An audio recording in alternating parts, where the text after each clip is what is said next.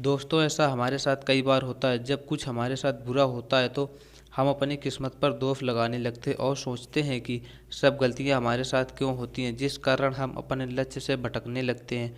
और हमें लगता है कि हमारे पास सही चीज़ों की कमी है, जिस कारण हम अपने लक्ष्य को अचीव नहीं कर पा रहे हैं। बहुत सी बार हम ये कहकर चीज़ों को छोड़ देते हैं कि किस्मत में होगा तो मिलेगा, नहीं तो कोई बात नहीं।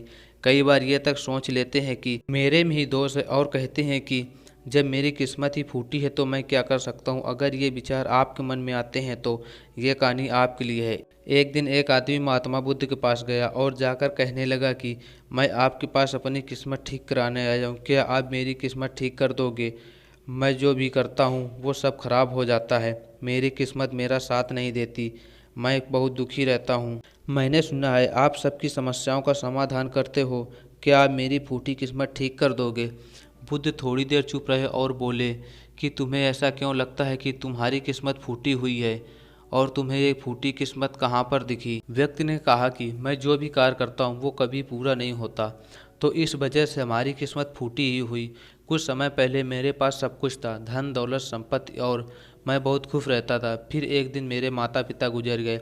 फिर मैंने जैसे तैसे करके अपनी परवरिश की और मैंने एक व्यापार शुरू किया। जिस मित्र के साथ मैंने व्यापार शुरू किया वह मेरा व्यापार ही हड़प गया। मैंने जिससे सच्चे मन से प्रेम किया उस प्रेमिका का किसी और के साथ विवाह हो गया। मैंने सुना है आप सभी की समस्याओं को हल कर देते हैं, क्या मेरी समस्याओं को हल कर सकते हो और मेरी किस्मत को ठीक कर सकते हो? बुद्ध ने कहा ठीक है, तुम अपनी फूटी किस्मत हमको दे दो, मैं तुम्हारी किस्मत की मरम्मत कर देता हूँ। उस व्यक्ति ने कहा कि किस्मत तो दिखाई भी नहीं देती, तो मैं तुम्हें अपनी किस्मत कैसे दे सकता हूँ?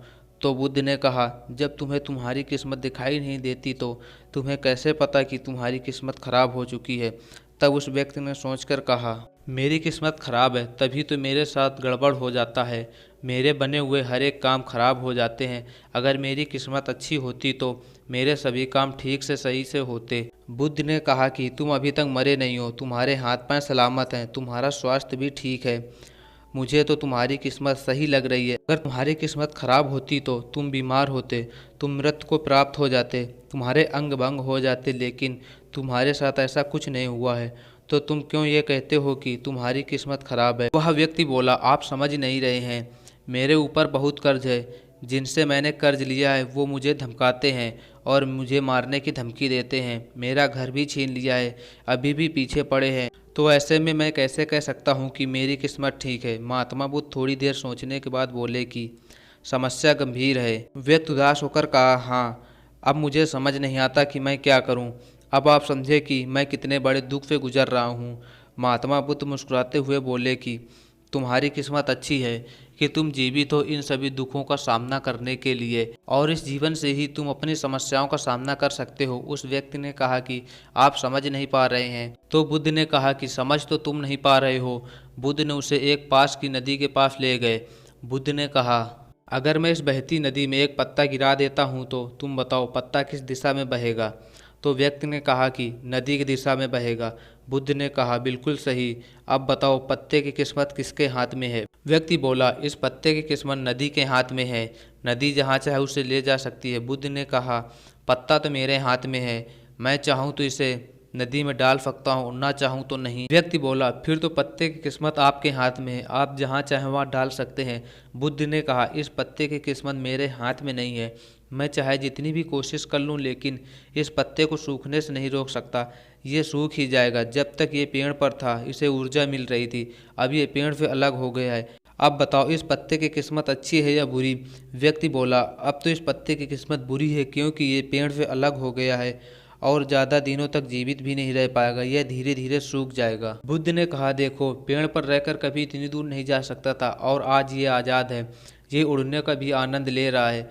अब वह पत्ता उड़कर नदी में जा गिरा। बुद्ध ने कहा देखा, अब ये पत्ता नदी में तैरने का आनंद भी ले रहा है, और अगर तुम इसे ध्यान से देखो तो ये न जाने कितने छोटे छोटे कीड़ों को एक किनारे से दूसरे किनारे तक पहुंचा रहा है। बुद्ध ने कहा इस पत्ते की किस्मत अभी भी अच्छी है, क्योंकि ये अपने नए नए अवसरों को ढूंढने में लगा हुआ है। तुम्हें तुम्हारी समस्याएं उड़ने का अवसर दे सकती हैं अगर तुम उन्हें सकारात्मक नज़रिए से देखो। तुम वो सब कुछ कर सकते हो जो तुमने अभी तक नहीं किया है। वह व्यक्ति चुपचाप खड़े होकर महात्मा बुद्ध के शब्दों पर विचार किया और उनके शब्दों के अर्थ को गहराई से समझने की कोशिश की। कुछ देर बाद वह व्यक्ति बोला, आप सही कह रहे हैं महात्मा, मैंने अपने भाग्य को देखने के दृष्टिकोण को सीमित कर दिया था। मैं सिर्फ अपनी समस्याओं पर ही फोकस करता रहा, जिस कारण से मैं उनमें मौजूद अवसरों को देखने में असमर्थ रहा। मुझे अब समझ आ गया है कि मेरी फूटी किस्मत बस मेरे अंदर बैठे डर और निराशा से उत्पन्न एक धारणा है। ये कहानी हमें सिखाती है कि हमारी किस्मत हमारे हाथ में होती है। हम खुद ही अपने जीवन की दिशा निर्धारित कर सकते हैं। अपनी समस्याओं का हल हमें ही ढूंढना पड़ता है और आने वाली चुनौतियों को एक अवसर के रूप में देखकर हम आगे बढ़ सकते हैं। अपने भाग्य को हम स्वयं ही सुधार सकते हैं। ऐसी कहानी हमें जीवन जीने का तरीका सिखाती हैं।